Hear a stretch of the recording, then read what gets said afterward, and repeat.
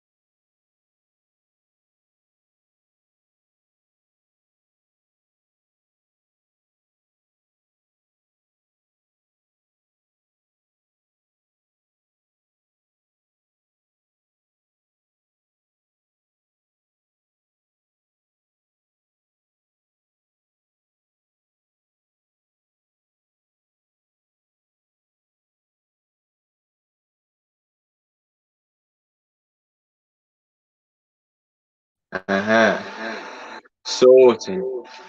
Let me just fix the loop.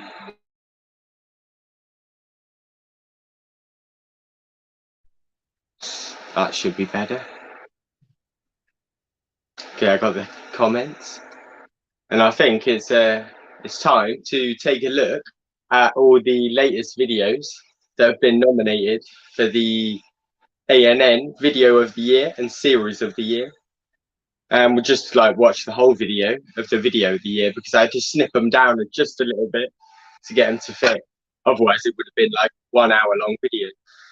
But before I waffle on for too long, let's get straight in there. That's Series of the Year. We don't want that one. Well, this one. Okay. Living. This means Oh. theme, meaning that the Okay. relocated elsewhere. How do I do this? Expecting death, Alexander found himself. That's this one. Sorted. Quite a small Yep, I think we got it. Before he It doesn't look like I've got it, but we've got it. Queen had built herself Okay. This is 1 minute update. We don't want that one yet. It's a bit early. We want Oliver's fight against the might. I'm going to have to mute myself so that the loop doesn't happen on the microphone. So I'll do that, and then without further ado, we'll watch the fight against the mites, which just happens to be the first one in the playlist.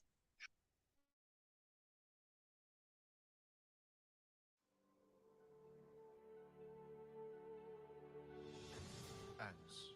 From small to big, these animals have learned to adapt to the environments that they live in. From special upgrade eyesight to biological advances seen nowhere else in nature, these animals have become a dominant force to their peers.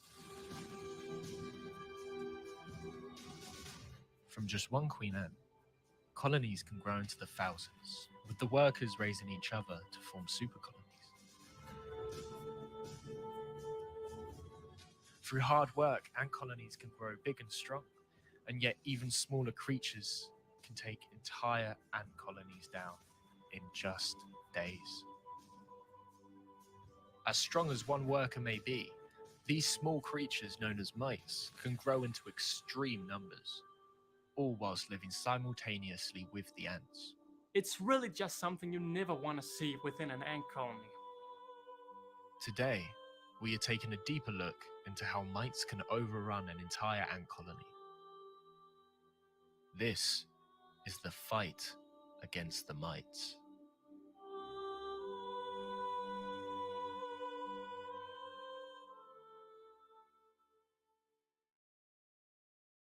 To see where it all started, we have to go back to October the 8th, 2022.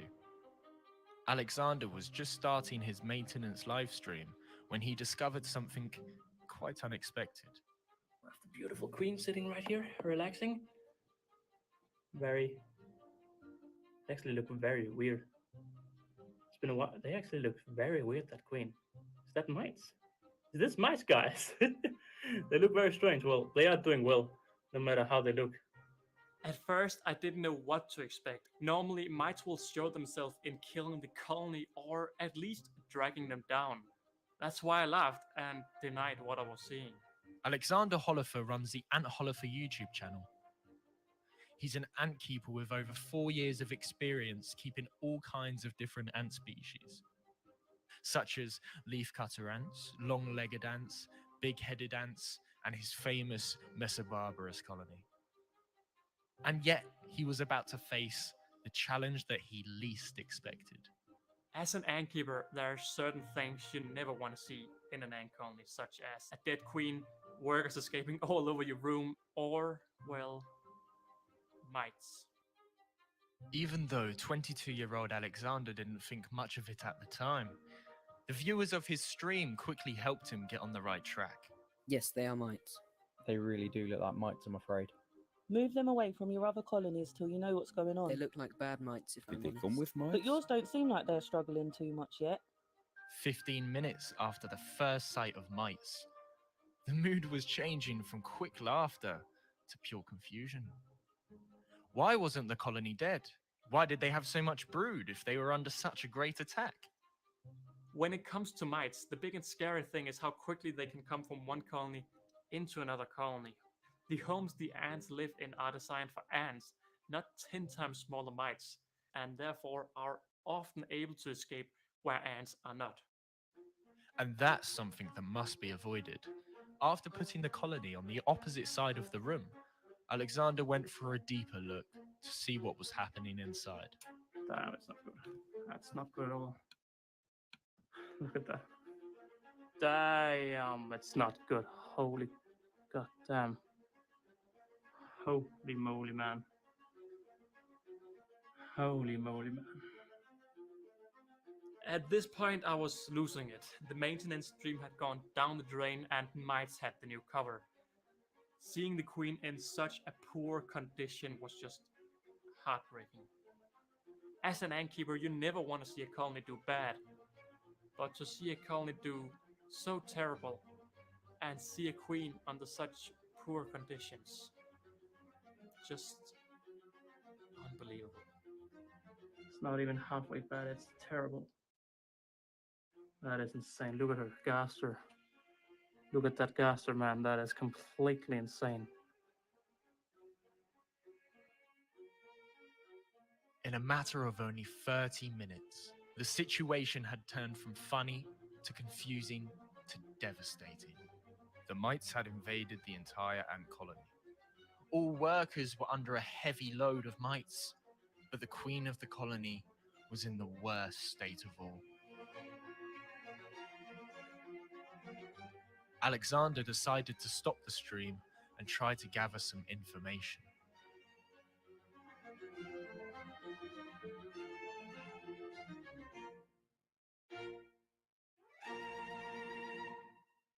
As an ant keeper, you've often heard the story of mites and how to fight them.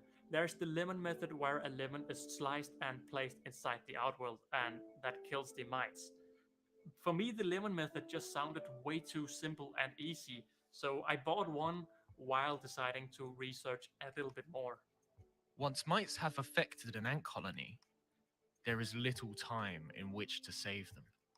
If an attack is found early, a simple rescue plan can be laid out. But in Alexander's case, time was running out.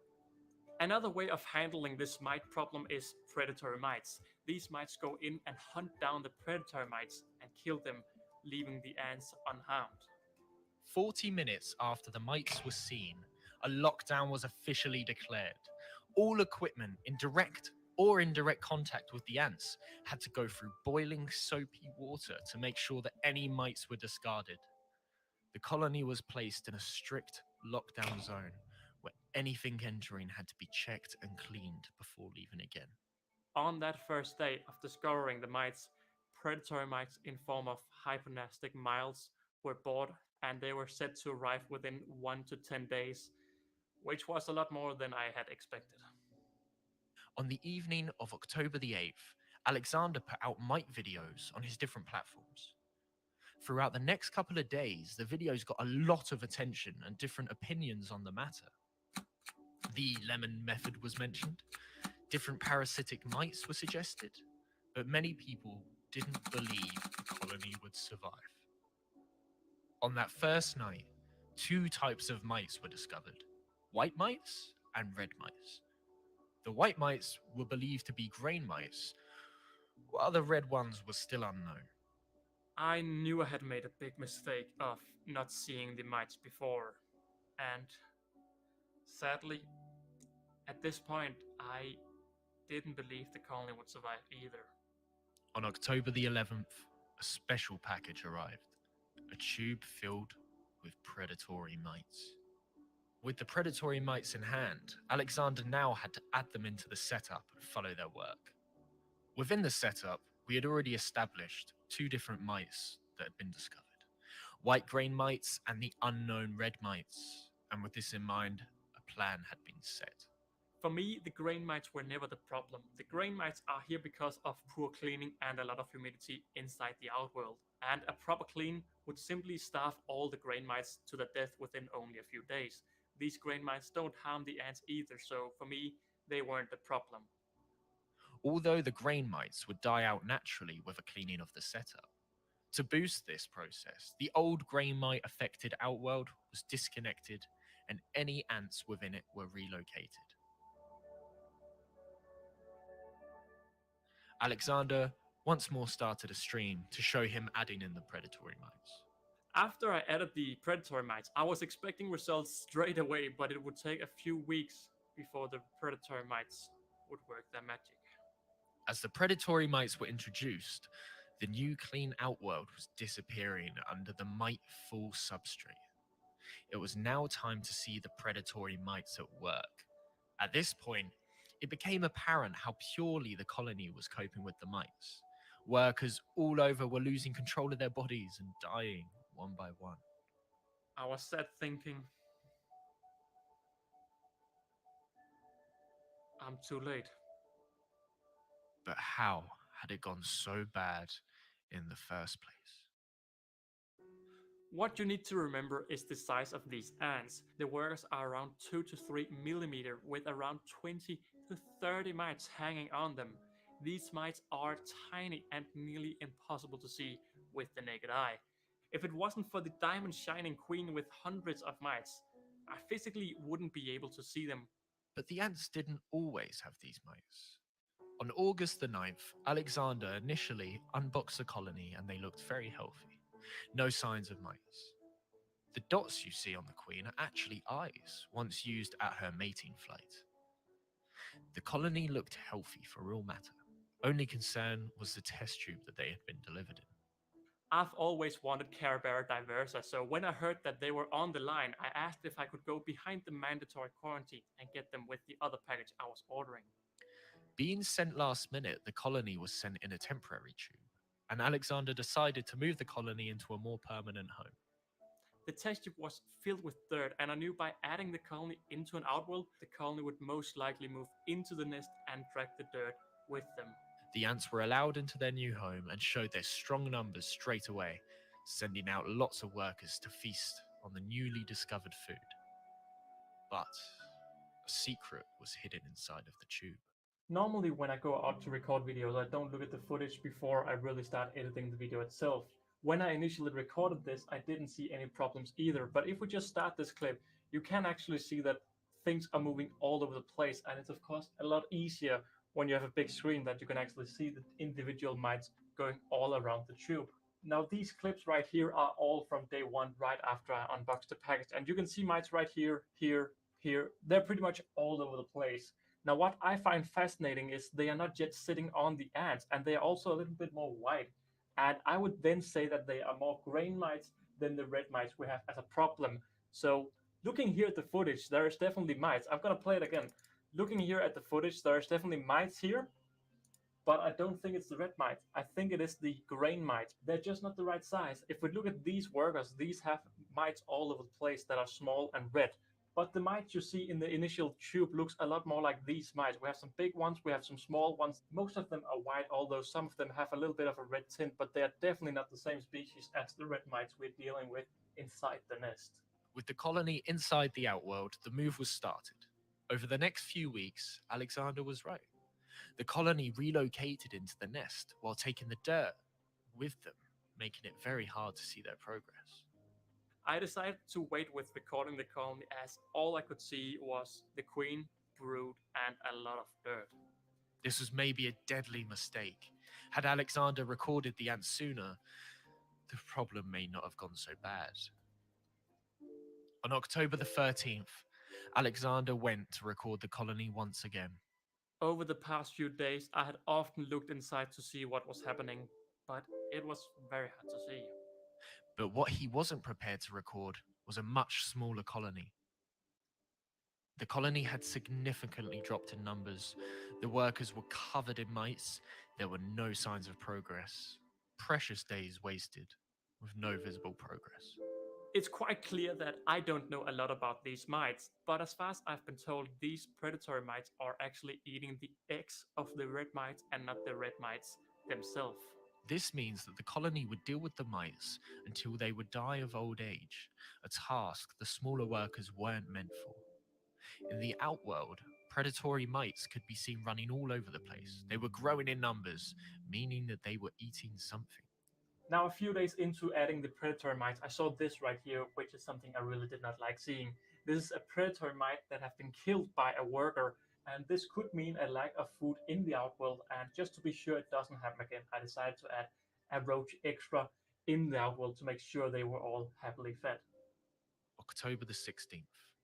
As days went by, Alexander followed the colony very closely. Sadly, I could only see the colony going downhill. It wasn't a good day for me when I started recording. The once active nest was empty.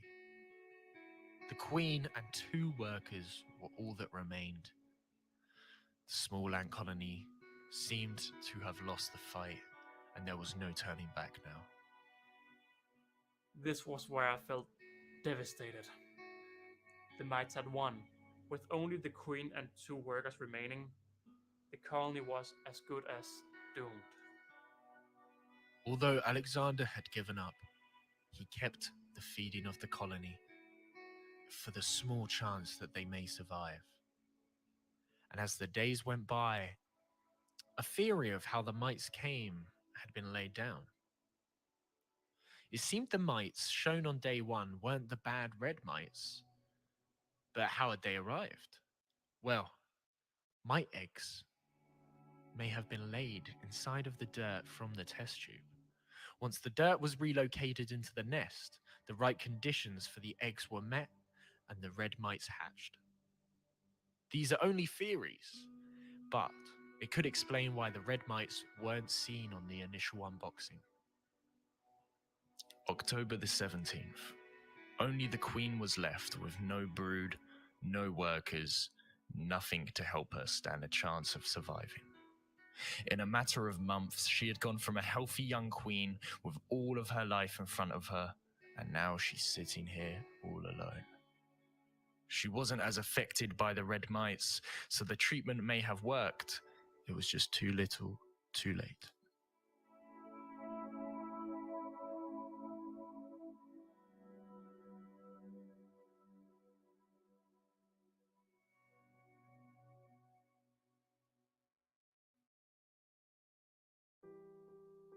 October the 18th. At this point, I was expecting to come home every day and see a dead queen. She was all alone. She didn't stand a chance. It was game over. But on that day, everything changed. As I looked inside the nest, the queen was gone. And this just doesn't happen. A queen doesn't walk out and just dies. She dies where she's living.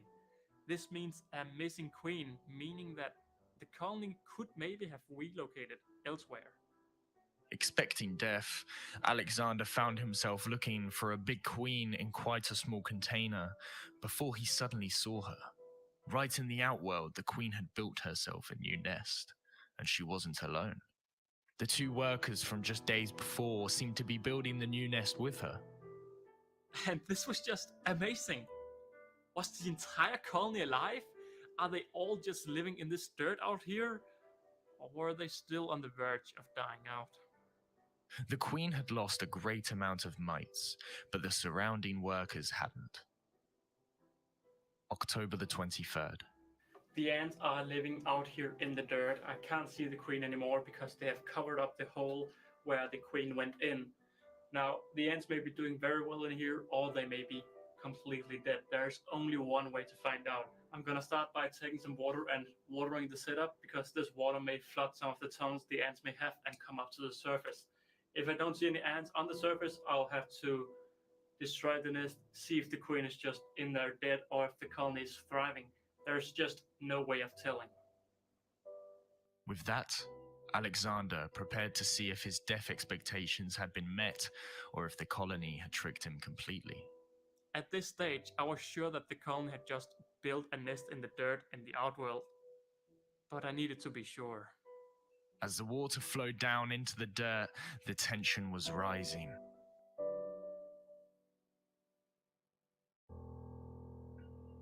But no workers were emerging. I generally lost hope for the first time. I was so sure that they had moved out and were hiding under the dirt. But there was only one way to be sure that they weren't living down there. Alexander went in with a set of tweezers and gently pulled away the dirt to see what laid beneath. The queen of the colony was quickly discovered and relocated to the surface. There didn't seem to be any colony members. There wasn't any brood. One queen and one worker ant was all that remained of the young, thriving ant colony. As the worker sat next to the queen, cleaning herself, it showed how much the mite treatment had worked on the queen. She was nearly miteless.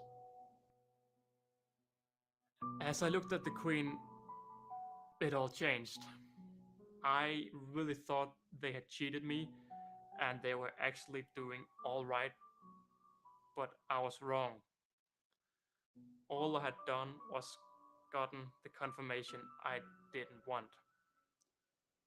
The colony had lost the fight. An ant queen can rarely recover from losing all of her workers.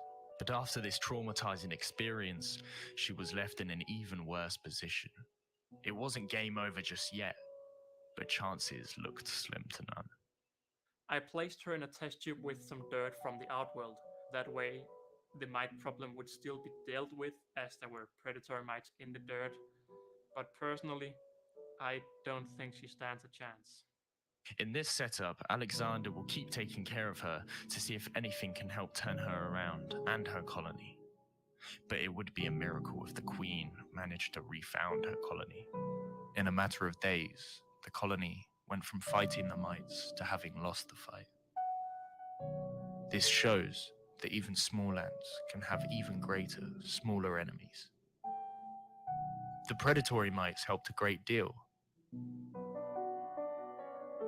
but it was just too little, too late.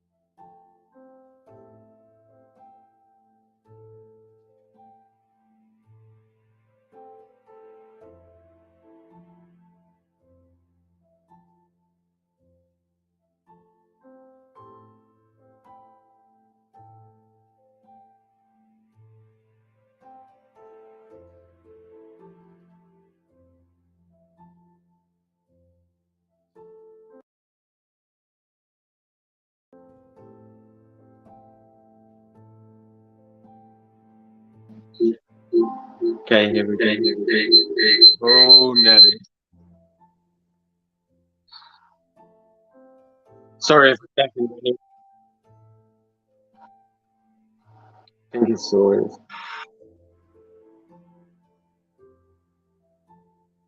Okay, good. Yeah, there was the first nomination for the video. Yeah, that is just a really good video, that, to be honest. Especially with the narrator host. You got it spot on, and the editing, it's spot on. I just love how you sit there. It's just great. I've done something wrong here. Yeah, sorted. Hopefully that made some sense, because I had two things wrong. So let's get on to the next nomination. Welcome back to my Trapjaw Here we Island are. Planetarium. Today you will This is one of them. So next up, we've got Ryan from Antscapes and his fastest movement, and his video, the fastest movement in the animal kingdom. So I'll just get this one up, and there we go.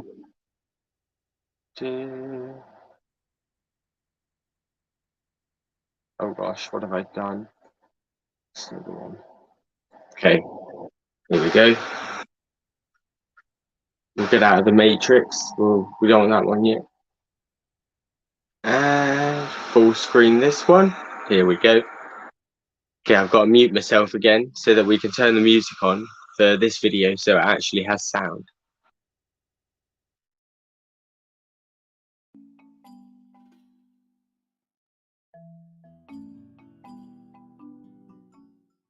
What's up, beautiful people, and welcome back to my Trapjaw Island Planetarium.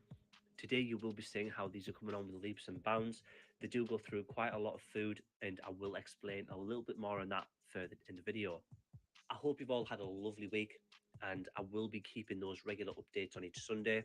The main thing you need to know is that I'll also be making sure I go back to my Wednesday and Sunday post, and also the terrarium builds as well. A lot of you have been messaging me saying you miss it when I used to make terrariums and things, and especially a lot of the new supporters or subscribers will say. So I will be making sure I do a lot more videos where I'm building terrariums or build videos.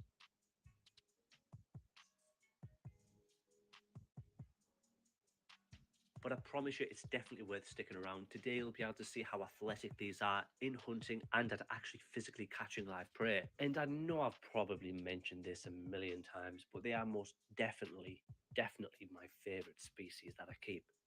But I do find it so much easier just adding cocoons in. This way they can just pick them up, take them down. There's not much fight. They do eliminate them almost instantaneously. I've seen them hit them a few times. They do get knocked back just a little bit, but that's about it. And really for me, it's mainly just keeping these ladies happy, making sure there's less injury within the colony, especially how they bring them down to all of the broods and the other workers below. So I don't want to cause damage. These are easier, but at the same time, I do also give them actual live food where, you know, they sort of have to fight for it or, you know, chase it down, I guess, because although I feed them isopods as well, dairy cow to be specific, because they're so prolific at breeding, of which I will extend on a little bit further in the video on how easy it is to keep and breed them. You actually see when it hits it, it knocks it back, it knocks as a piece of dirt flying into the nest itself. And it was like most perfect goal. If you want to go back and watch that, you can. It just happened so quick. But the speed is slowed down by 10 times. So it shows how quick that movement was and how quick they actually do strike the enemy. And just to put that into perspective, they actually move the mandibles or strike the target at 207 feet per second. Another way to think about it is kind of that they strike up to 145 miles per hour. And essentially, it's actually 2,300 times faster than the blink of an eye, which is absolutely insane, right? And I am going to continue to bore you. Yes, I know, but it's actually also the fastest movement within the animal kingdom, and its mandibles can exert forces 300 times its own weight. But what I'll be doing next, I want to actually show you how it looks at the moment. It isn't looking its best, but I prefer to show you how it looks at probably what I would see as its worst, while also at the same time also showing footage, not in this video, but possibly the next one, where it is looking its best. The moss died around here, like I said it would, but I knew the Muhlenbeckia complexa would come back. All the sides here, that is a little bit overgrown at the moment. And when you take a step back and see the filter head there is very filthy. I do need to clean that down, get all of that sort of sludge off, and get it looking 100% again. And also tidy them plants up. The next clip is one of those moments again where the trap jaws always blow my mind in just how powerful they actually are. What you can see here is they are attacking this mealworm, and I will slow it down again 10 times the speed. When it hits, if you didn't see it again, go back. It hits it so far. The next clip, it's in the water. The two trap giants that were chasing it down quickly found it and decided that they were going to take it or make sure it was going up to the main camp for them to eat. If you haven't yet, remember to smash that like button, guys. It goes a million miles for the channel, and also at the same time, if you want to subscribe so you can see other updates on this. But remember to drop a comment below. That way I'll know what update you want to see next or what video you want to see next from me. So make sure you mention that below, and I'll put it on my list essentially, and I'll roll the wheel. I've been trying to get quite a few more macro shots in my recent videos because a lot of the time I only use my phone. I only use my phone to physically edit and record. So that way the footage isn't as good or the best of quality as you would expect from, most YouTubers who have these really good cameras and editing software. For me, I just do everything on my mobile device because I can't really afford a camera. But I love that she actually can see me in the end. You'll notice that she starts to come closer and closer because she spots me. I did move away slightly and then come back in and record because I didn't want to stress her out. Plus, she's trying to catch something, on a water surface, sort of walking on floating plants. I don't want to make the wrong move, and I'd rather that I just moved away while she went back to the main chambers. But I do apologize if you are offended by feeding live insects. Again, I have to. This species takes live food or anything that's slightly alive, just like them cocoons, but it's just the best way to feed these. Dairy cows are such an affordable feeder for me, and I know how prolific they breed. So I love isopods. You guys know I keep so many of them, but at the same time, for me, it's just keeping a feeder that I know is going to do the job. It's going to keep this colony going. And at the same time, isopods are really, really easy to keep and breed. So it's kind of like a double win. They are super easy to breed. They breed super quick, and they're so affordable for me. And the trapjaws actually just love eating them as well. And not just that as a benefit as well. They're also super easy to keep alive. I don't know about you, but if you get crickets and things, I tend to find they don't last very long unless you keep feeding them. Some of you might have a cricket pen or something like that, or even breed roaches, which is absolutely fine. But if you don't have the space, if you don't want to breed roaches, or if you have the same situation where you get mealworms, and then you've got the beetles, etc., and you want things to last longer, put more effort into 1 or 2 colonies of dairy cows, and I can promise you'll get the results much quicker, and it'll be forever. And that way, you're not having to go out and buy crickets. Of course, buy the larger things for your larger colonies if you want to do that, and you can. But if these are breeding so quick, you can just possibly use more of these. But just a cheaper alternative, or an alternative for those of you who don't breed anything at the moment as feeders. I just want to drop a quick shout out to the people who support the channel. So my Patreon members and the people who are subscribed on my YouTube channel. It is only £1.99 a month, and you will get shout outs on my videos, just in case you're wondering. But first off, we're going to go with Jason Walker. He's been a Patreon member for a long time now, alongside Antimatters and Antics. I then want to thank my YouTube members, which includes Antics again. We've got Miko Ants, Wakushi, Rebecca Crook, Happy Ant UK, Antimatters, and Ant Holifer. We've got Antimatters in there twice as well. So Antimatters and Jason Walker have actually been the We're back on stream.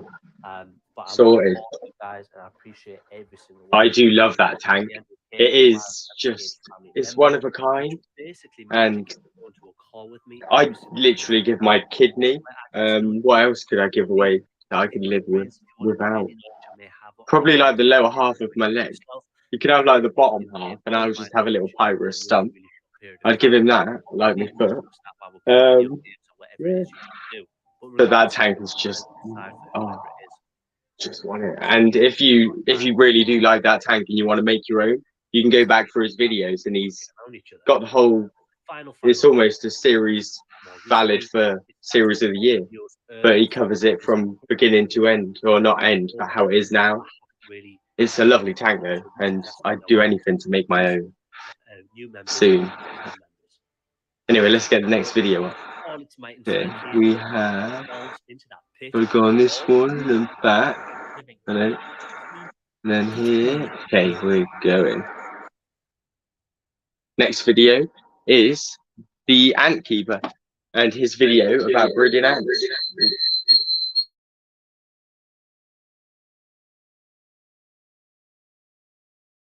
Did you know you can breed ants?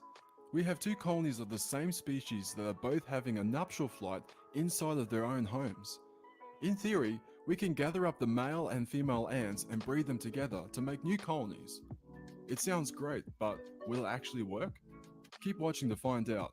But first, welcome to another episode of The Ant Keeper, where I upload every week about all things ant related. If you find yourself enjoying this video, then subscribe and join the AK colony. Your support really helps me out and I really appreciate it. These last couple of months, I've been watching two of our colonies grow bigger and bigger in size, to the point where the colonies have begun to produce alates. And this got me thinking, what if we could breed these two colonies together to make fertile queens? I've wondered even if it could be done. If you don't know what an alate is, here's a quick catch up. All colonies start out as a fertile queen that soon thereafter begins to lay eggs. Within a couple of weeks to months, depending on the size, the first generation of workers will begin to take their first steps, then the next generation. Then before you know it, hundreds of workers are living in unison, all from that one original queen.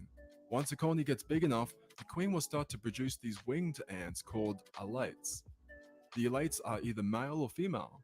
The males are called drones, and the females are called females.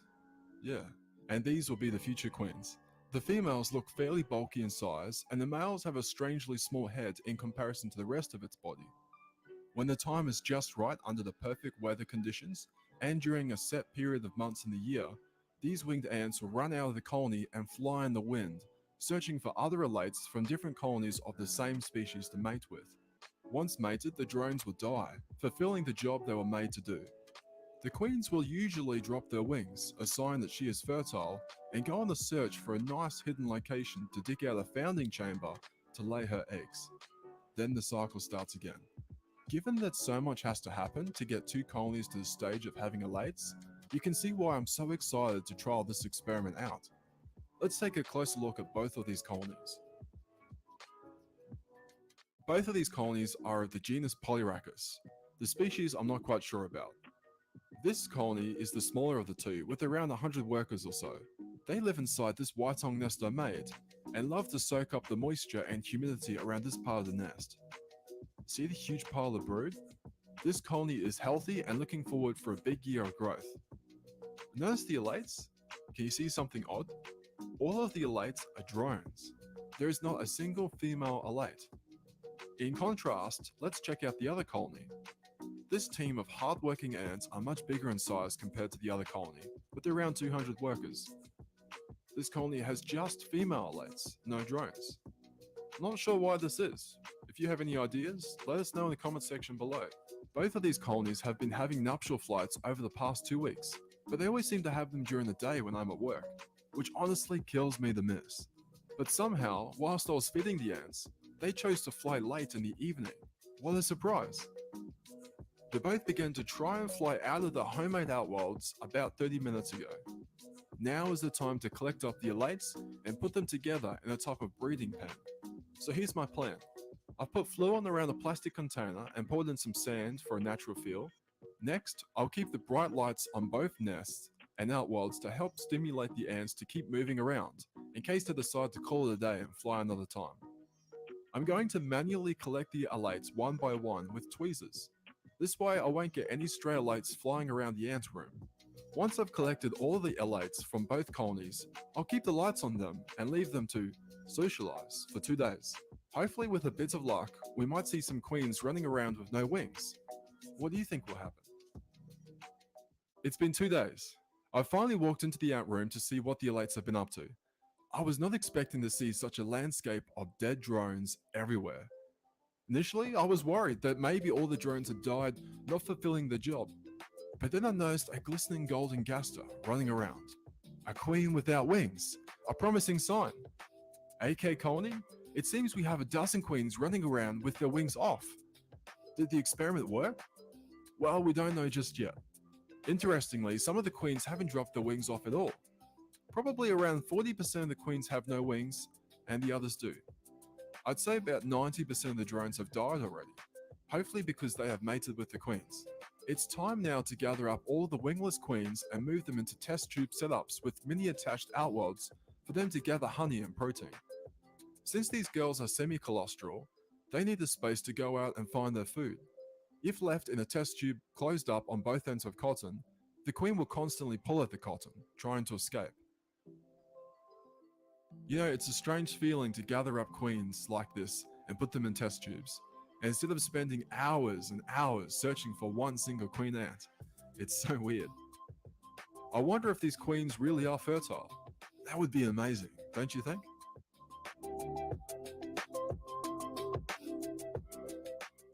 Whilst I was collecting these queen ants, I noticed something. What's this? What is this queen carrying? It almost looks like she's carrying a small batch of eggs. Surely she hasn't laid any eggs already. Where could the eggs have come from though? Maybe she was holding some eggs when I pulled her out of the outworld. But when I was doing that, I don't remember seeing any eggs exposed in the outworld when I was doing so. Normally the eggs are buried, hidden away in the dark. That's so strange. Honestly, I'm a little skeptical. I know it's possible that a queen can lay eggs within 48 hours of mating, but these aren't exactly ideal conditions for laying eggs. I mean, it's so bright and crowded in here. AK Colony? I'm not really sure what's going on here. We'll have to keep a close eye on her. For the rest of the queens left in the breeding pen, we'll clean up the dead drones and wait to see if any more of them drop off their wings. After a week, I'll collect any queens remaining and house them anyway. A queen doesn't necessarily have to drop her wings to be fertile. In fact, we have some colonies where the queen still has her wings attached months after laying her first eggs. Of the possible fertile queens, we have 15. To add to the experiment, I've housed 2 queens together in 2 test tube setups. Most ant species are able to house 2 queens in the same colony, although I'm curious if this species can or not, especially considering both of these queens come from the same colony. So AK Colony, what do you think? Are these queens fertile? Do you think many of them will even survive? What about that one queen that had a small group of eggs? What's going on there? Once I get the rest of these queens housed and fed, I'm going to put them all on heat to promote growth in the developmental cycle. Then when the queens begin to lay their first batch of eggs, if they do that is, I'll share an update on how they're going and how many survived. Being a smaller species of Polyrachus, I think these should lay within the next couple of weeks. What a thrilling experiment this has been. If you made it this far, then make sure to hit the like button if you enjoyed this video. It really helps me out. Also, if you subscribe to become part of the AK Colony, if you haven't, then what are you waiting for? Subscribe and be a part of one of the fastest growing colonies here on YouTube. I'd love to know from you. Do you think the queen ants are fertile? What do you think? Let me know in the comment section below. Thank you everyone for watching this week's episode. I'll see you on the next video. Until then, ant keepers unite.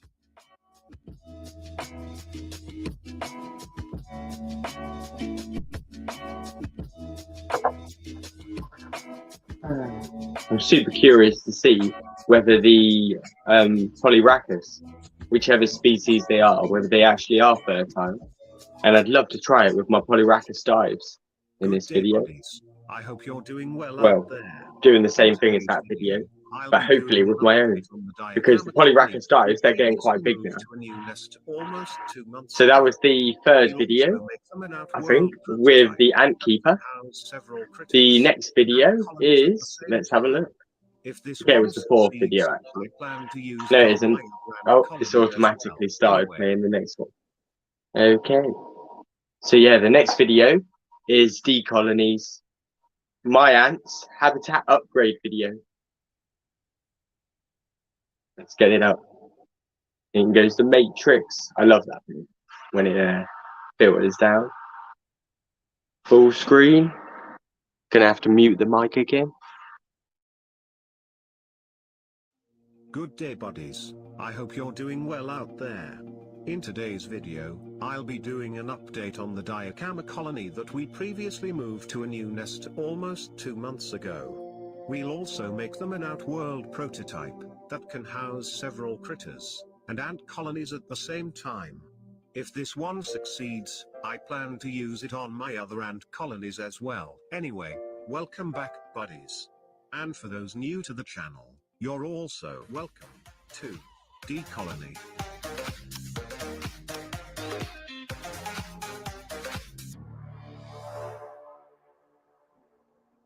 Just a quick recap.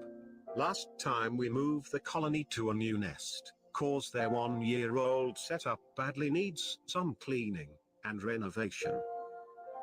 The ants immediately start digging, taking only several days to construct enough room for the whole colony to move. As planned before, I gave them a temporary outworld so we can work freely on the renovation. On their last update, it's also revealed that multiple critters, and even another ant colony is living with the diacamas. You can check their last update here on the iCard, or in the description. Anyway, those organisms are my inspiration for our today's creation. Cause we will be designing a setup that hopefully can house them together, and have some better interactions, and a little food chain in the process. Anyway, let's check their old world. I already removed the rocks, driftwood, and cork barks. Look at the substrate, buddies. This is what happens when there's a lot of critters constantly moving, burrowing in the soil. Like the isopods, buffalo beetles, and its larvae. So in the new setup, there will be a special place for them to do their thing. Anyway, cleaning the enclosure is done. We can now start the build. I cut some Sintra boards that I will be using to make a room for the Pedoli colony in the outworld. I'm gonna fill it up with soil and sand mixture to create the space for them. Let's also moisten it a bit. Oops, I made it too wet. But no worries, we can use tissue paper to remove the excess water. I'm also using a cardboard, cause this material is easy to bend. Perfect for making the curves that I want, to easily make a mold for the hard area. Cause my plan, buddies, is to create an island that is solid, which some of the critters will be off limits, and will be unable to dig on them. A little bit complicated, but we'll be explaining more as we progress.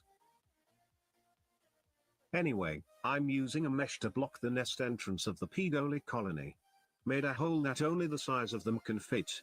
This way the diacamas can't bother them by digging their nest, which they always do in their old setup. More privacy upcoming for the lovely little colony. We're installing two, cause one of them will be the hydration port. I'm using a grout for the solid part, buddies.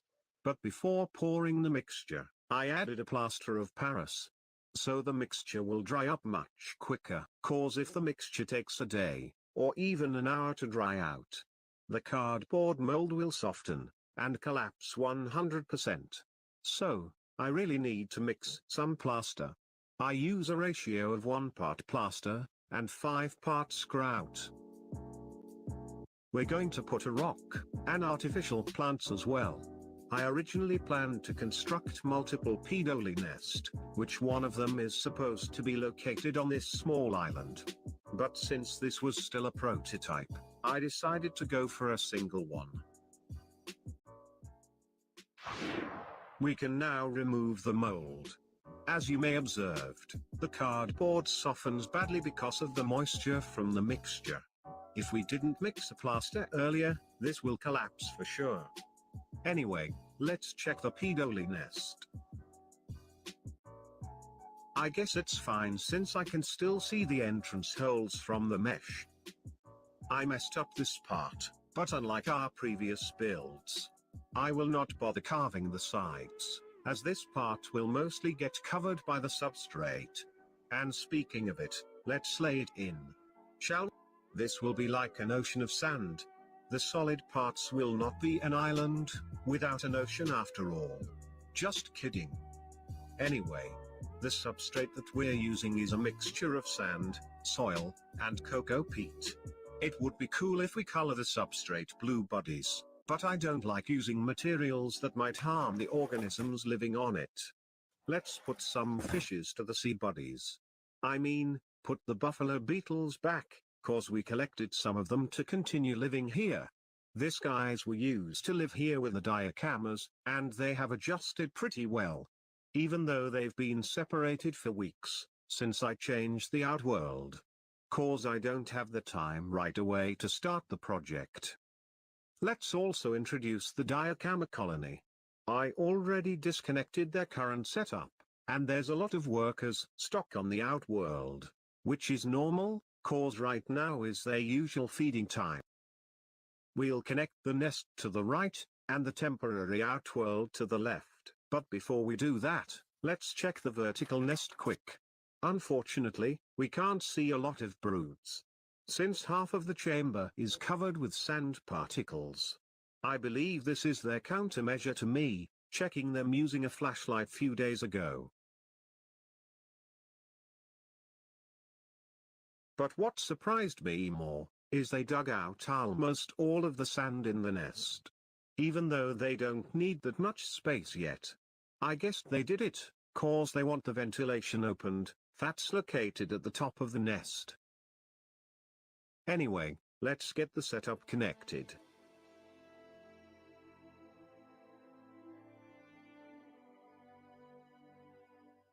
I'm transferring the water feeders as well.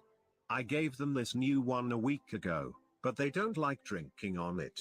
They still prefer to use the old one, which I need to clean anytime soon. Oh no. A worker caught a pupating larvae. This stage of the beetle's life, which is pre-pupae, is what the ants usually caught by digging on their old setup. Cause these guys can't move that much while pupating. Let's give them an additional food, a mealworm. Look at the beetle as it tries to feed on it as well. But the ants don't like to share any of it. Some workers aren't moving buddies, so I will give them a little help.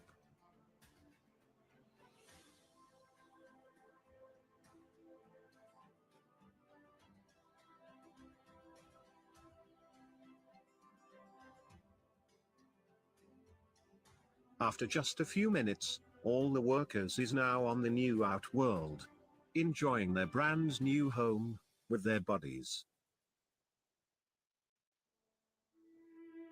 Speaking of buddies, I forgot to tell you about the Pedoli colony. I didn't collect them on the outworld while cleaning, cause they moved to the vertical nest with the diacamas. I saw their queen here few days ago, with some of their broods. But it seems they have another crevices inside the nest that they occupy. Or they might also move to another place outside the nest, cause I'm sure they have access outside the ant farm since the introduction of the new nest. Cause aside from the roaming tiny ants. Look at these buddies, dead acrobat ants. I believe they collected this as food, from the container, where I put ants garbage from different colonies. I'm still hoping that the Pedoli colony will find their way to the nest we created for them in the new outworld. But if happens, they decided to move out of the setup, which is a big possibility. I might try introducing a new queen of the same species to the said nest. But I'm more than happy to find out these Pedoli species ability to coexist with another colony in just a small outworld. A great scavenging colony indeed. This species is pretty abundant in my area buddies, so expect some experiment videos on this species. Especially on their ability to live peacefully, with another ant symbiotically. I just hope you have learned something from this video guys. Be a genie for the first time, by granting my wish and tapping the like and share button, that would help a lot. This is D Colony, saying... So that was D Colony's video. Seems in the chat we got on the topic of AntCon, which is how many? It's May the 13th, I think it is. It's about 30 days a month, so about 150 days away, plus maybe 10. Let's say 160 days away, ish. AntCon is, and I can't wait for AntCon. After last year, it was the best. It was a good night's partying before AntCon, and then a good night with everyone after AntCon, and a good day at AntCon, and it was just the best. Ants in a 50 by 50 centimeter terrarium. It's time for a little snack time, I think. Yeah, if you want, before the next video. I'm not sure what it is. I think it is, though. What is it? Ah, yes, yes. I can see what it is. Very special video up next. Ever since I watched the incoming video, I've been fiddling with my ant setup for, well, ever since, basically. I just keep fiddling little bits here, doing little bits there. And ever since I started paying more attention, I've actually noticed quite a lot of cool stuff that they're doing. So the next video is, it's just great. And Campo Nico, I just keep saying, all his videos are amazing. They just get better and better and better. I kind of think soon some sort of big network is going to snap him up, and that'll be the end of his videos, because they'll all be on documentaries on TV and that sort of thing. They are that good. Has everyone had a little snack as well? Because yeah, I need some more coffee in a minute. Oh, if I cough some more. Yeah, bit of vodka. Now this is doesn't have any vodka in yet. Although in a minute I'm gonna add something else to it. Expect it to colour change. So on with the next video anyway. Let's press a few magical buttons. I just keep pressing the wrong one. Yeah, I think I can do it like this. Go here. You probably already guessed what the next video is. Yeah, it's Campo Nico's Polyrachus Dives video, which is his most recent one. Hey guys, glad to have you watching. In this video I will be showing you my golden weaver ants. Yes, again. They've made quite some progress, and I captured some beautiful shots of the ants using their larvae as a glue gun.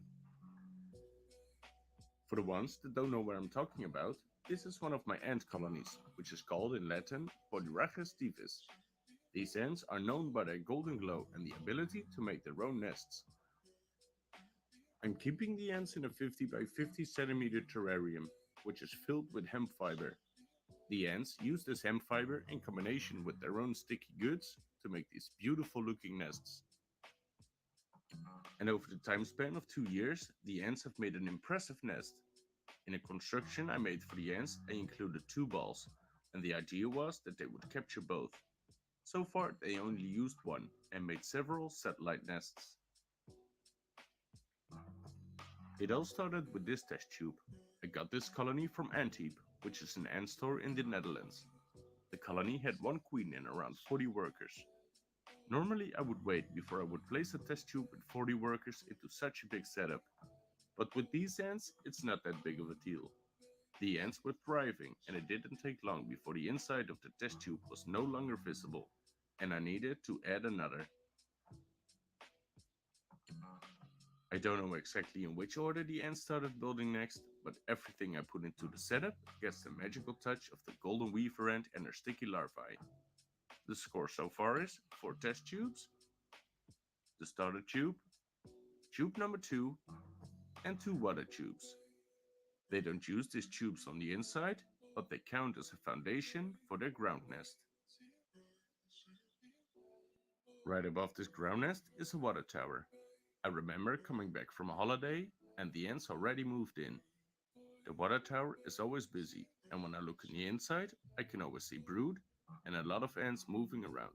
So I decided to leave it be and see how far the ants are willing to push their creation. And how far these ladies are able to push is really good visible on the second and bigger water tower. The inside of the tower is nicely structured. Horizontal flooring, which is ideal for the ants and their brood. In this way they optimize their space, and it surprises me how clever this colony actually is. It's nearly impossible to film on the inside because the ants have made it completely dark.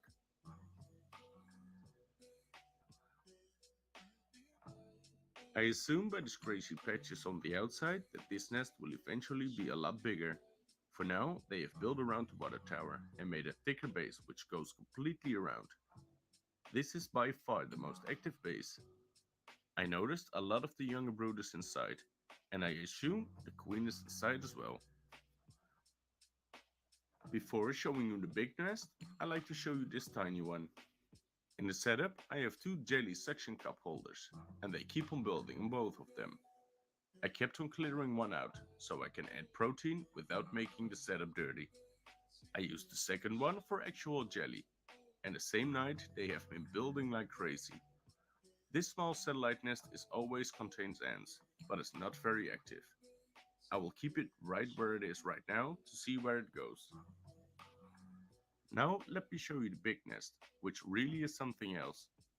I like the fact that it's in the air, and they actually made use of the balls.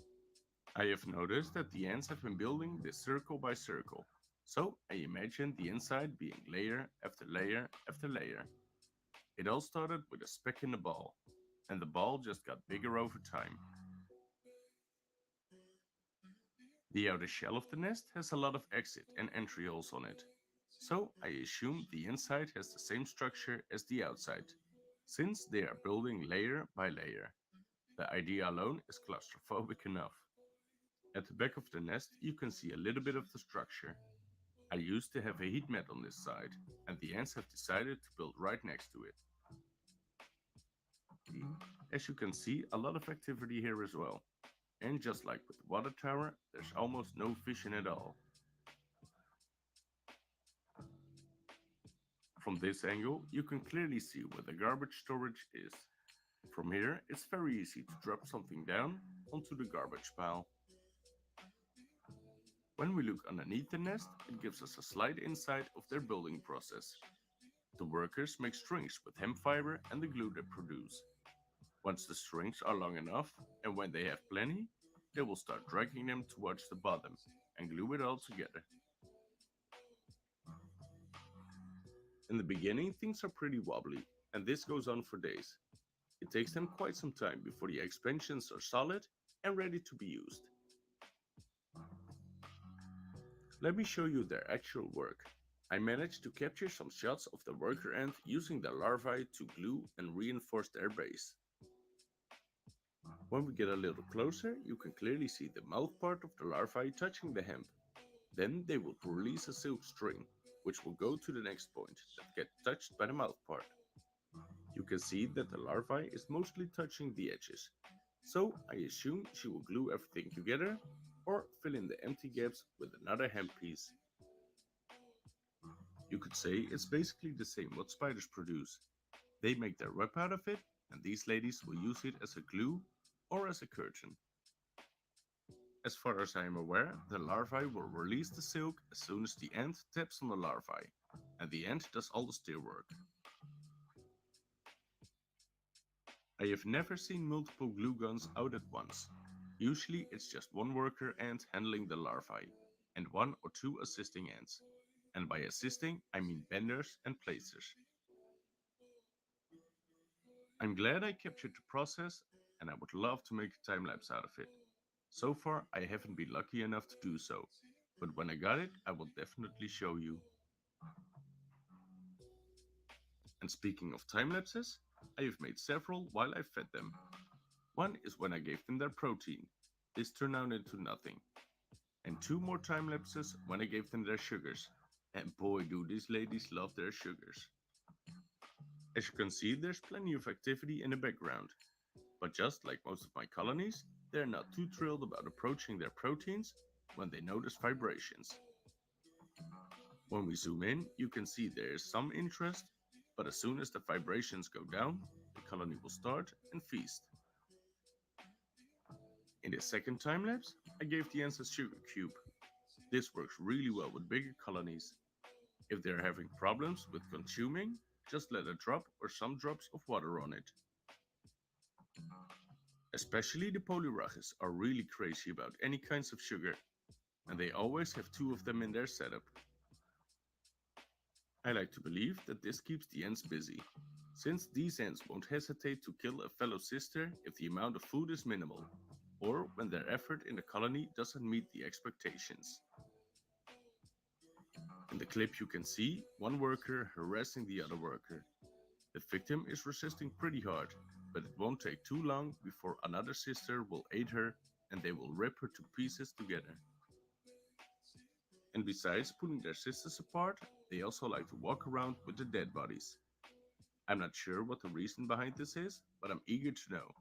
So if you know why they do this, please let me know in the comments below. Thanks to the giveaway and your feedback, I know what you guys would like to see. Just to let you know, I'm working hard on it. And for the ones that are new, please feel free to like, comment and subscribe if you enjoyed my content. I'm currently very busy in life right now, but I'm uploading as much as I can. I would like to thank you all for watching, and I'm hoping to see you all in the next video.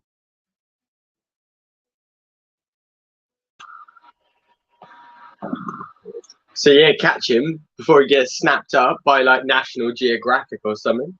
But Campo Nico is the nominee number 5 for the video of the year. I think it's time for a few series now. Here we are. Series of the year. In this video, I would like to show you For these, we're not going to watch the whole series because we'd be here all night, but we'll just go through like basically just to get the essence of it. Let me find the correct one. It's that one. Oh, if I do this one, it has a little me in the corner. Let's go with that one. Series of the year. Yes, it's on the screen. I sanitized So, my hands. Unboxing is a thing, and To the people get like this to going. YouTube channel. and unboxing. Today is we're going pretty to talk Old about school. the items and how I literally hold the and my fungi priority Unmute that. to a Here new we go. Let's go straight in is for the way ant holifer bit, and we'll just skip through it a little bit. The difference in size But like I is said, today insane. we're going to The talk fella about the is way movie bigger of the compared Ada to the other Mexicana two. from this part Let's start to with this the part. big How I lady. literally hold the fungi in my hand and Unfortunately, I don't have a lot of footage of the queen. As you can tell, she's pretty frustrated. how they're doing now in the new pot.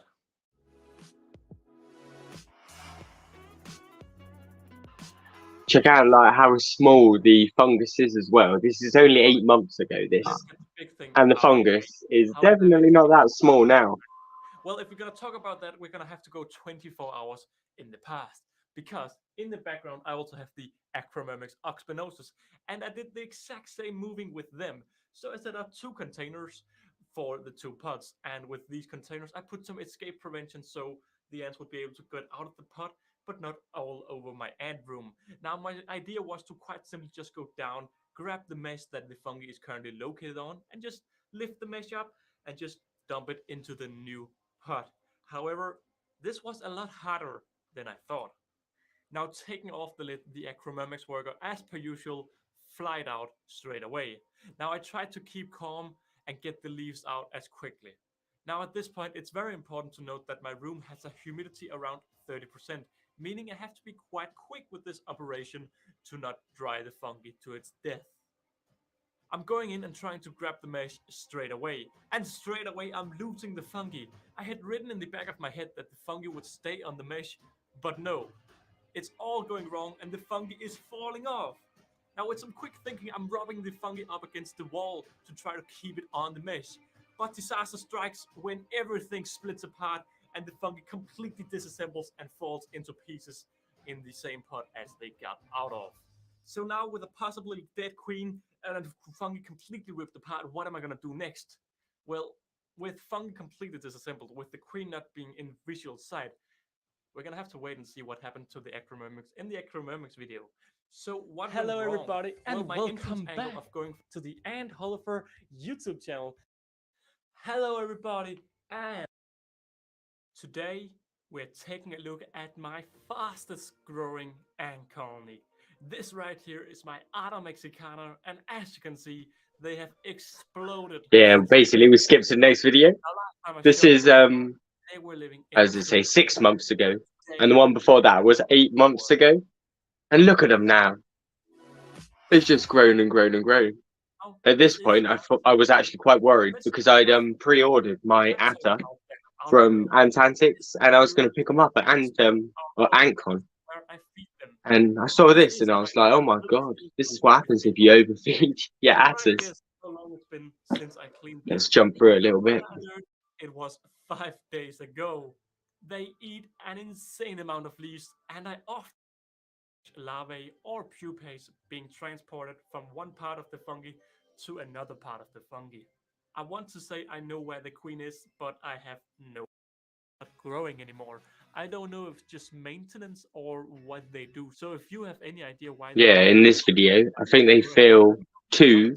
Well, they don't fill two chambers, but they filled up one completely. it is insane how The many other ants one there are always is you'll see. in the outworld. So many ants always relaxing, so many ants always cutting, and so many ants always transporting leaves back and forward. I love this. Oh yes, I have officially built a massive new setup for my leaf cutter ants. From tubes to ropes and into this massive outworld, this is truly the biggest ant project I've Holes' new leaf cutter setup is actually really sick as well, so go check that out.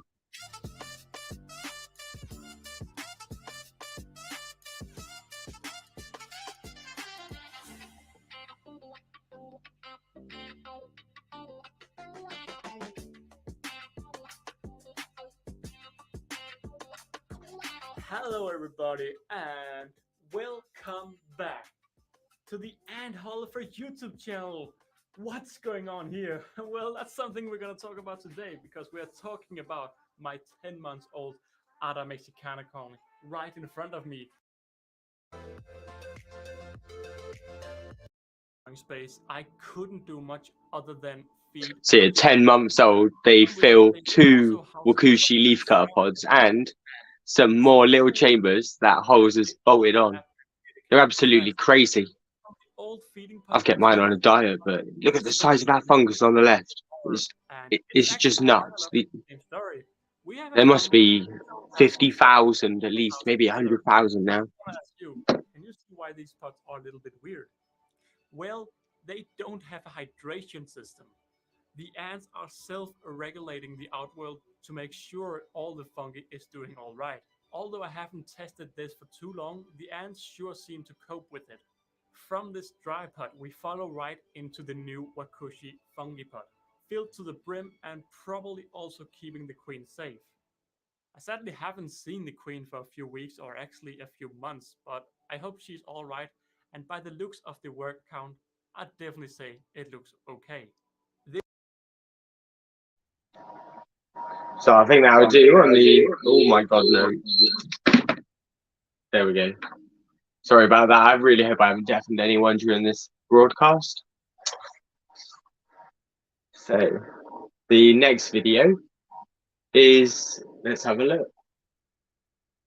I'm just going with what the playlist has mentioned. We don't want Ant Holifer's playlist now. We want series of reviews. YouTube channel. Oh, Last no. week we looked at my brand new leaf cutter colony, my Got this Acromyrmex, and That's this not week it. we're Oh. looking at my brand new leaf cutter colony. Okay, I've got to go in here. And I've got to go in here. And I've got to go I didn't know which one to in get. here. Okay, we're good. Fast. So let's watch a bit of Ant's Hoods, The Day That Destroyed Me. Because this video will start. This is as good a place as any. Full screen. I need to clean them out of this one because I need to then put all of my Nicobrensis in this once I cleaned it all up. Now, this took many hours, but it is what it is. And once I cleaned them all out, I then started removing the tape. And as I remove the tape, you can actually see what I mean. What I had to do was put layers upon layers of this because they chewed through the tape, believe it or not. And I've got some footage of them doing that a bit later on, actually, not long after this, to be honest.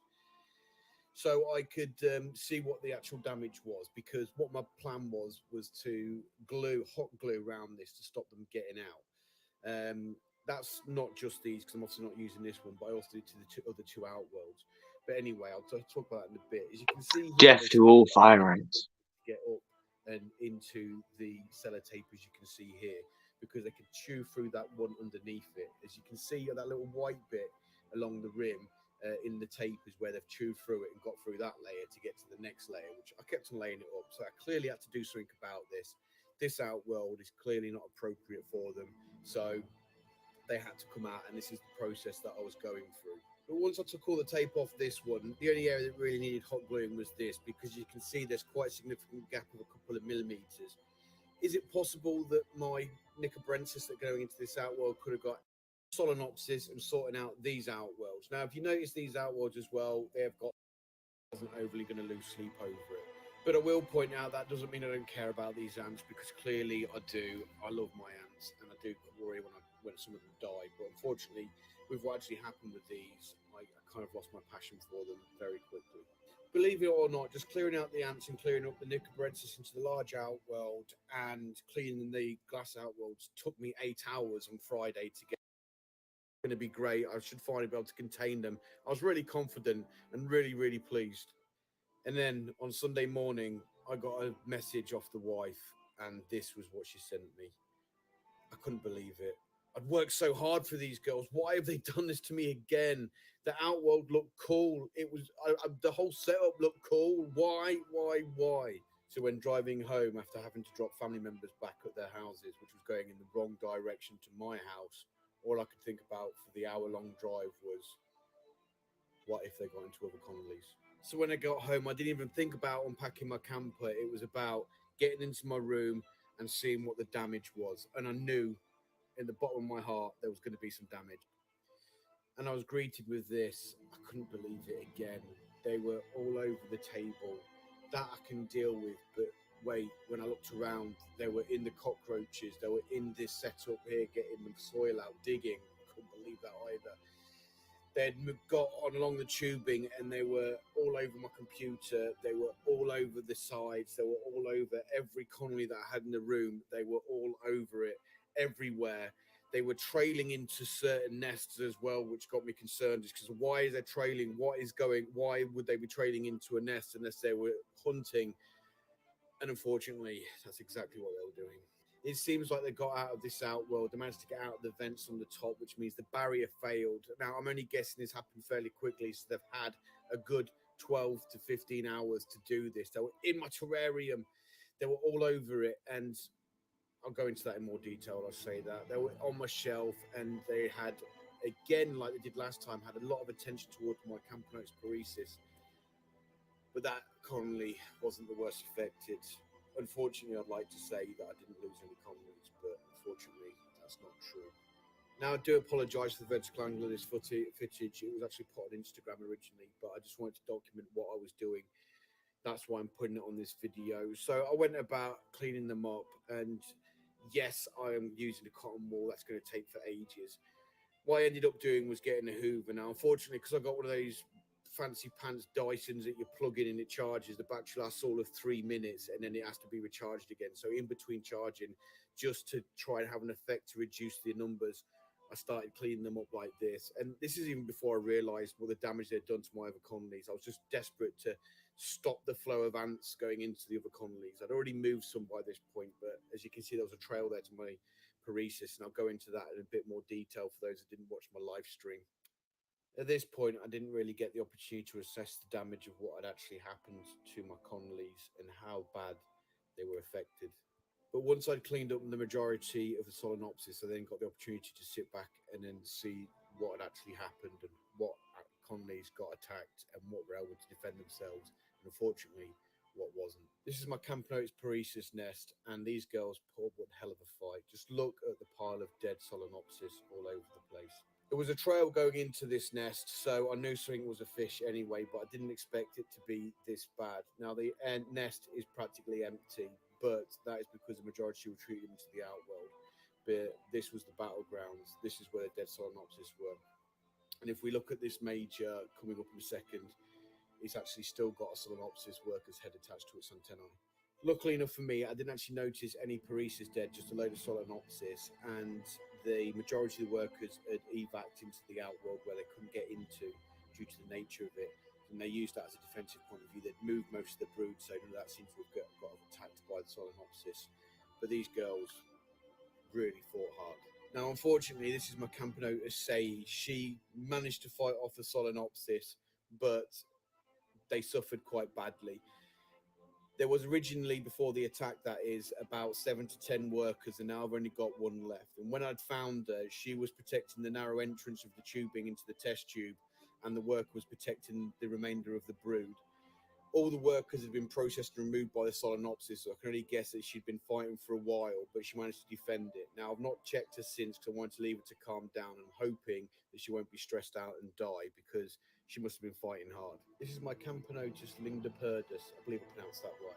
And she's not actually featured on my channel yet. I got her early this season. She was gifted to me by one of my supporters, and she's lost about half the workers, but as you can see from this test tube, they put up one hell of a fight and they fared fairly well. The brood is protected at the back of the test tube, as you can see here, with workers all over it. And there was a lot of dead Solenopsis. But if we look at the outworld, there is still dead workers there that the Solenopsis were processing when I managed to find them and rescue them. My Camponotus sansabina seemed to have fared fairly okay. There was some dead Solenopsis in the test tube, and there was clearly a battle that was going on in the outworld as well. But she defended well. I'm not really concerned about her at the moment. And also my Camponotus feds, now I can't pronounce the proper word at the moment, but you can see there's some dead workers in the test tubes where they'd fight the Solenopsis, but she seemed to have fared okay as well. But there is a significant drop in brood as well, so I think they got some of them in the end. And I also think she lost quite a few workers as well, but she's got enough to survive. I just hope that the queen's not stressed out and stops producing eggs. Now it's time to move on to the colonies that didn't make it. In my terrarium, I had a foundation colony of Polyrachus dives, and there was a lot, and I mean a lot, of Solenopsis in my terrarium, to the point of where it took me all day and all night to try and get them absolutely out of here, and even then I didn't fare too well. You can't really see it here, but you will as a pan up onto the glass, that you'll see that they were all over it, and these are the guys just coming out, constantly going up, traveling up the silicon and getting out. Unfortunately, because there's so many wood lice in the terrarium and they used to swarm any food that I put down, I used to put any protein directly on top of the Polyrachus nest, which is in this cork bark. But as you can see, that's attracted the Solenopsis, which means they've swarmed it and swarmed into the nest. And I think that because I haven't seen any since the attack, bar one lone worker, which I haven't seen recently, they've wiped out the colony of Polyrachus dives that I had. So unfortunately, this is one colony that didn't survive.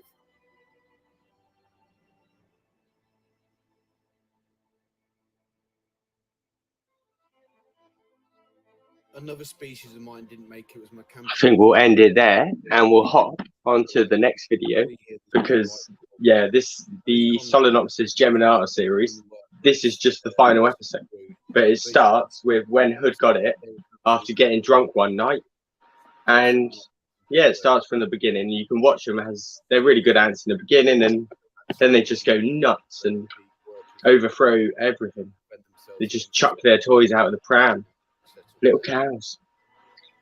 It's really upsetting. Let's see what video we got next. Here, this is all that remains of the queen. Some basic ants. We'll watch a little bit of this one, and then I think we'll watch a little bit of all three, maybe a few minutes, because yeah, it's getting quite late, and I've got work tomorrow. Hello again, everyone. Go on then, Mr. Basic Ants. I Gonna have to started mute. with the intention of following Elacius niger from the start of capturing, so that you can quickly and easily find a record which would act as a guide to any new ant developing into a full colony. Hello again, everyone. A year ago, I started this channel with the intention of following Elacius niger from the start of capturing a queen to developing into a full colony. I wanted to show step by step the process, and thereby create a record which would act as a guide to any new ant keepers who want to get into this great hobby. That year is now complete, and the record has been created. What this has meant is a lot of videos, which is quite a daunting prospect for a potential new ant keeper to go through them all. Therefore, I'm making this video to tie everything together, make it easier to access the information that people might be looking for. The critical part of this video is not actually my commentary or even the pictures that you're looking at. It's going to be the links in the comments section.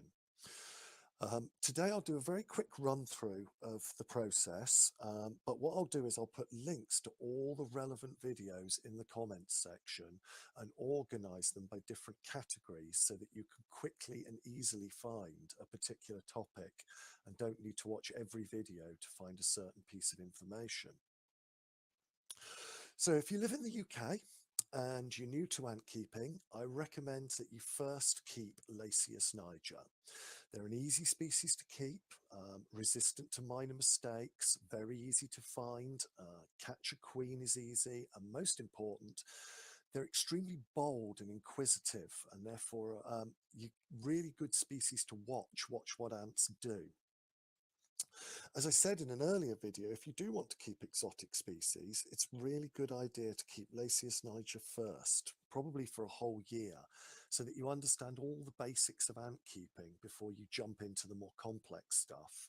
And then what you can do is you can find out what are the differences between this ant species and Lasius niger, like use this as a base of knowledge and then add to it to find out what the differences are for a different species. So, how to raise a Lasius niger colony? It all starts with new princes and princesses raised in the spring by their parent nest, and they're looking for the right conditions to fly in the nest, find a mate, and then the queen to start her own brand new ant colony. Those new princesses who are not yet mated are called elates, which basically is Greek, it means with wings. And the process by which they find a mate is called the nuptial flight. I'm making this video in early June, and those nuptial flights are probably going to start mid to late June and will continue throughout the summer, but July will be the month when they mostly occur. If you're watching this video just after release and you're new to ant keeping, then congratulations, you've decided to start at the perfect time of the year. Today, actually, I went for a walk around the streets outside my house. I live in London, a massive city, but this just shows how Lasius niger are everywhere. And it doesn't matter where you live in the UK, you will be able to find a queen. I was just looking for wild nests to have a look at how close nuptial flights are. And this is what I'd encourage any new keeper to be doing at this time of year. Find your wild nests and just get into a habit of checking them every day. This early in June, all they're doing is enlarging the chambers near the entrance to provide a place for the elates to wait for the right day. But if you want to see all of Basic Ant's Lasius niger videos, you can check out the rest of them on his channel. But yeah, basically all his ant videos, Lasius niger, so click on any of them. But there's some of them might be Lasius flavus, to be honest. Anyway, let's pull up the next video. I went on to show on this Oh, channel, as where's the you mouse? will start The to mouse notice has gone to days sleep. where these Okay, here we ants go. are poking their heads out of the nest entrance. Next video is the picnic table over Ants on a Rock. Just have a little snippet. The picnic table and the ant pod are kind of, yeah, they're not really the best to watch because they're more audio format. So we'll keep these a little bit briefer than the last ones.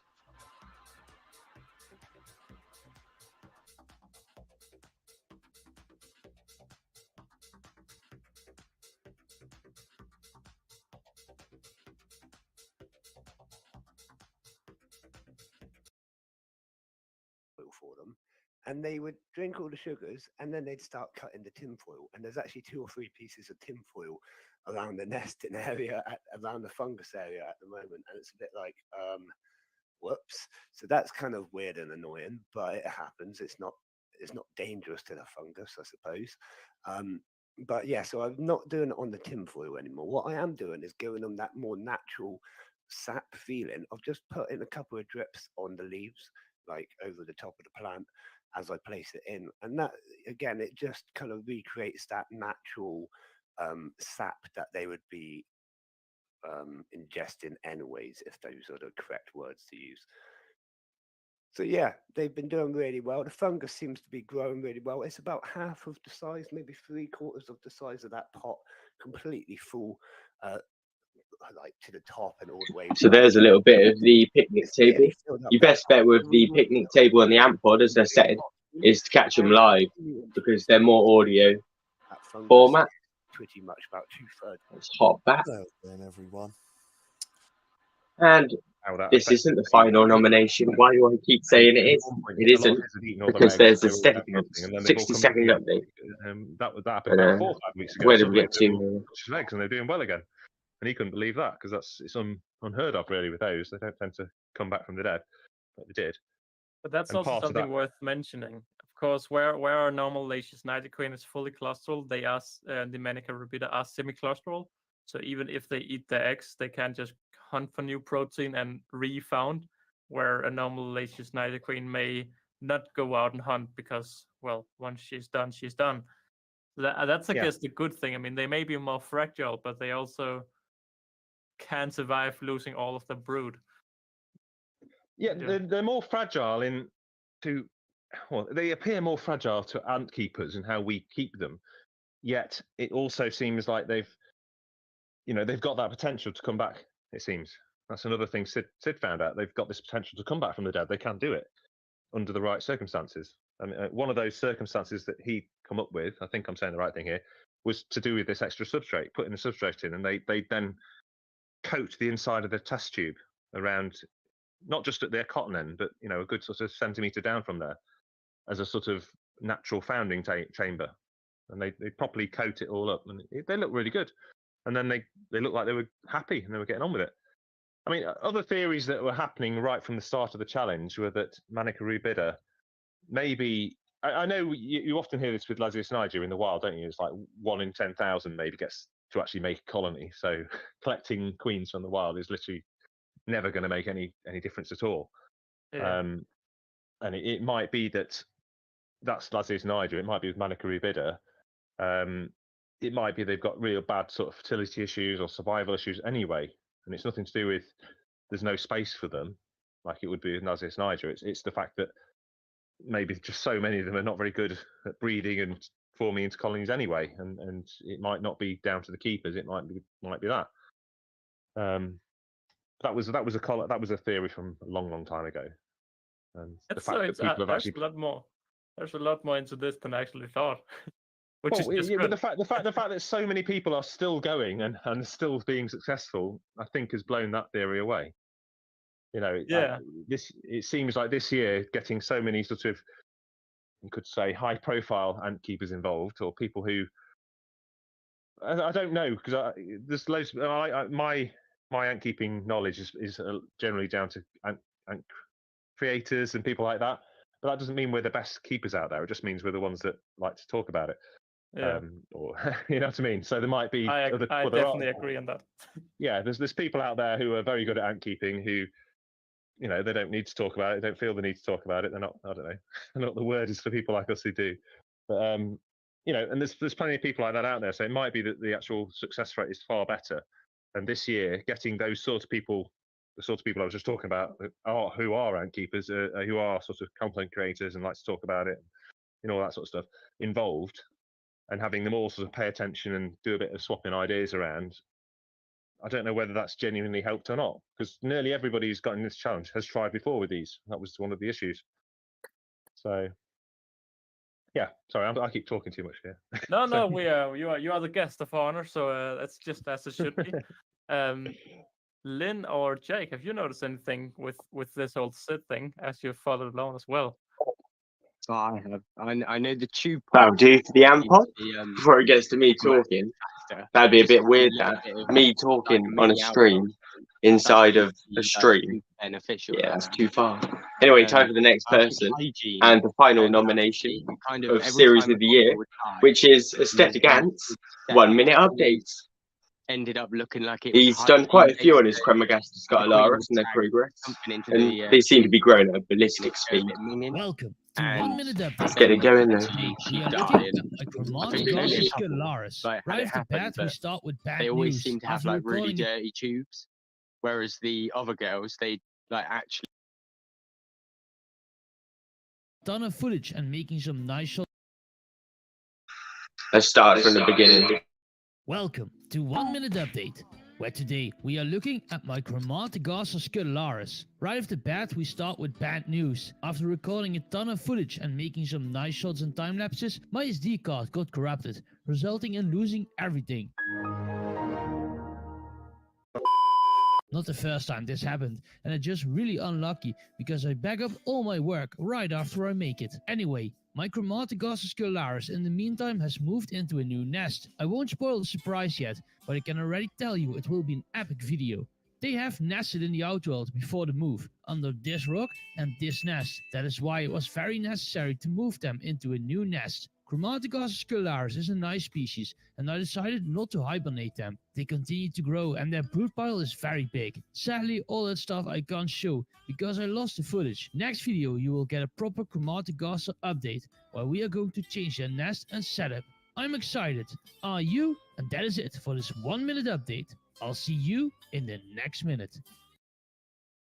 Hey there, welcome to a new video on the Static Ants Yeah, let's channel. watch a couple of them because they're only 1 minute long. You will be featuring a special colony of the species Tetromorium bicarnatum. You probably already know them. Recently they have been made very popular by the YouTuber Antimatters. He has a very large... I had nothing to do with it. I didn't do anything wrong. Epic. He's a YouTuber as well and makes unique and interesting content, so go and check him out. Link in the description. So, moving on. What is this colony? Mine? No. I'm taking care of this colony for my friend, who's currently doing volunteering work in Uganda. This colony I've had for a while, and in recent months they have absolutely exploded in numbers. By keeping them at a constant temperature of 27 degrees, the colony just exploded. You can see how many brood there is, most of it pupae. By keeping these ants in a simple tubs and tubes setup, they are easy to maintain and eventually ship. However, the tubes are also a bit dirty and old. The owner of this colony requested to move the colony into a new setup.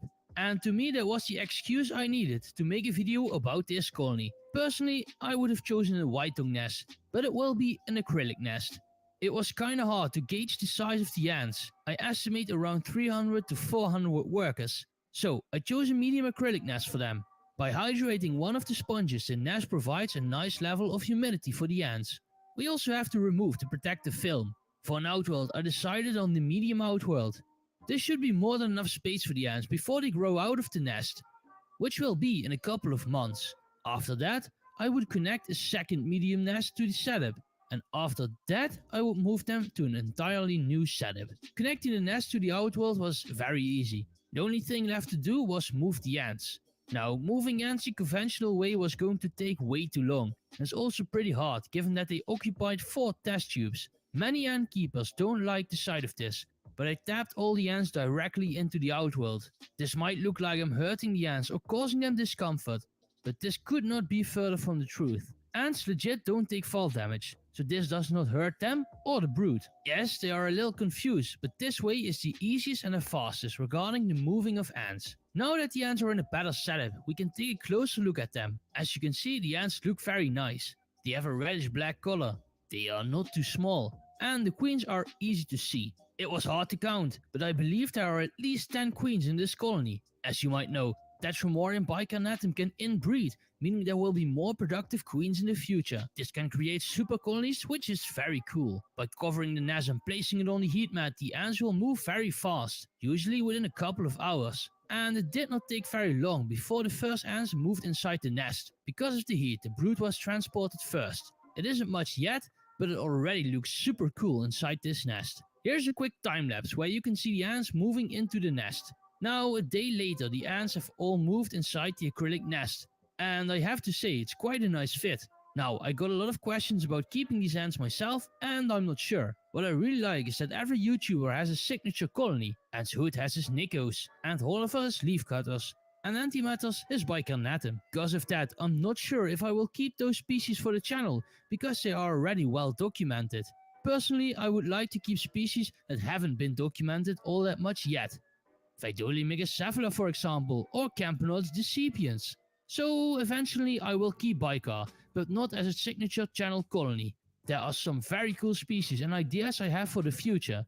You will just have to wait and see. And that is it for this short video on the Baikal Natim. If you want an update on this colony in the future, let me know in the comments. I'm sure something can be arranged with the owner. There's you a for static watching. ant I'll see you and his in the 1 next minute one. updates. Now, this is the music of the year nomination, and there's only one, so Ants Rambling has automatically won it. But let me dig up Ants Rambling. My keyboard is half the letters not working, so it's a bit hard to make it actually do its thing. Ants.